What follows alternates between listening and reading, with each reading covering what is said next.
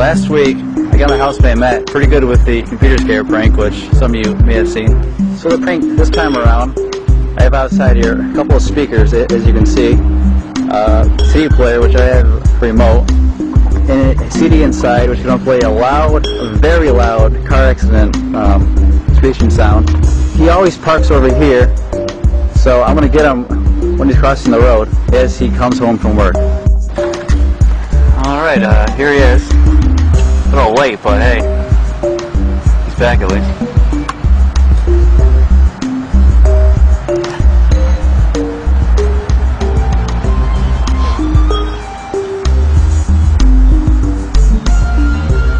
On the phone, probably talking to his mom again.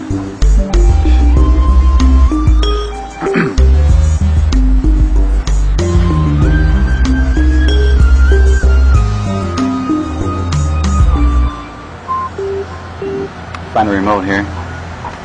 Okay, it's here in 3, 2, 1.